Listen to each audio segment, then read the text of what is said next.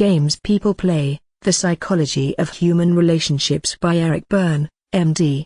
Human beings travesty their social interactions by playing subliminal games that are mundane to downright manipulative. Probably that is one of the reasons humans are considered to be one of the smartest in the animal kingdom. Eric Berne, in his book, Games People Play, The Psychology of Human Relationships, talks about his scrutiny of those unspoken games. According to Suzette journalist Yalf Schwartz, beautiful friendships are often based on the fact that the players complement each other with great economy and satisfaction. There is a maximum yield with a minimum effort from the games they play with each other. In social circumstances, playing games is frequently perceived as deceptive or manipulative. However, the shocking truth is that we all do it in various situations. Berne, a renowned psychiatrist who coined the term transactional analysis, used game theory to study human social interaction. Our conduct alters as a result of our ego states, and how this encourages us to play social games with one another, and the outcomes of some of those games.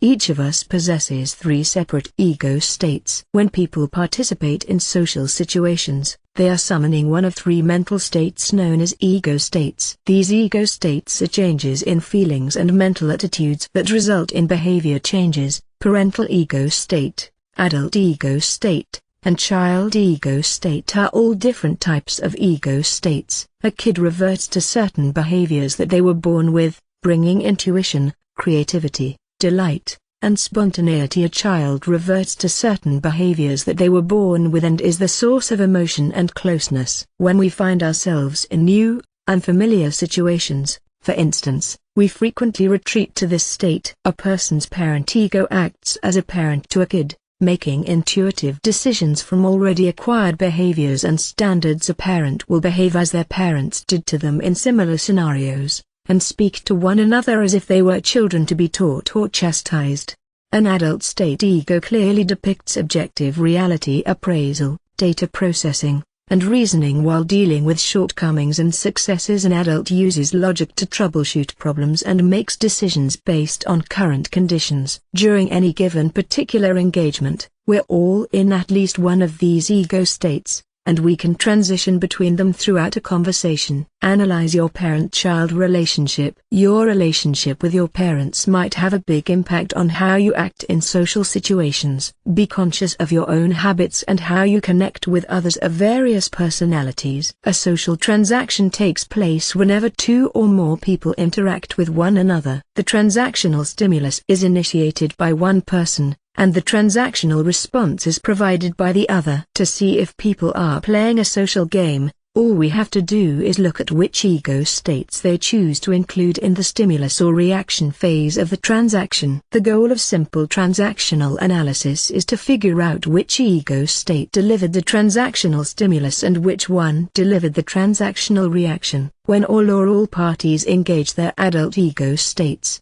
the most basic social connection happens, usually with people with whom we are not intimate. For instance, the adult ego state is involved in ordering a cup of coffee from a barista or asking a colleague where the printer is. Another basic transaction is kid-parent, which is most prevalent between 2 individuals who are intimately attached. For example, a kid requests an extra candy, which the father fulfills, or a husband is dissatisfied with his job interview, and his wife comforts and reassures him.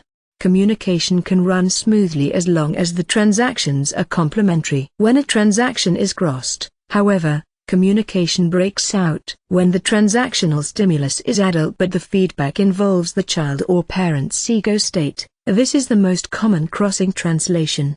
An adult reaction would be to simply state that they are unsure or to assist in speculating on the time. A parent's ego would scold the other person for not keeping track of their belongings, whereas a child's ego would become defensive and claim that they had nothing to do with the missing keys. When a transaction is completed, the original problem is forgotten, and a game begins. Clear communication will be impossible to maintain until the ego states are once again complementary. Either the respondent's adult must be reactivated as a complement to the agent's adult, or the agent must become parental as a complement to the respondent's suddenly activated kid.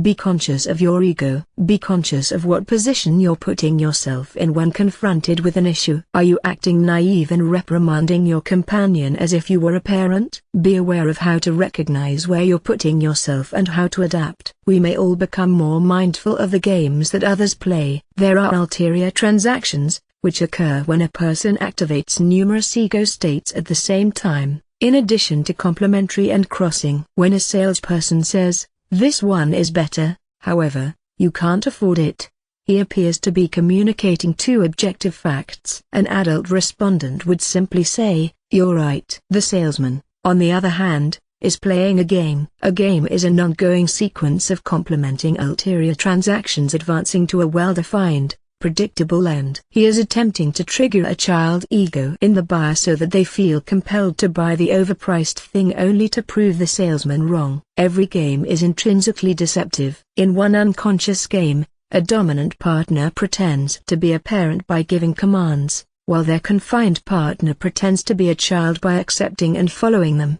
While this relationship may appear to be toxic to modern viewers, it can actually be beneficial. It's possible that each partner subliminally chose the other because they wanted to be treated this way. Even though we all play these mind games, learning to live without them is the key to a more happy existence. We feel at peace when we play games because they allow us to interact with others without having to be exposed. However, vulnerability and intimacy, on the other hand, are required for human connection and let us bond on a higher plane with others. To become the best possible versions of ourselves, we must learn to be upfront about what we want and encourage others to do the same, despite how tough it may be.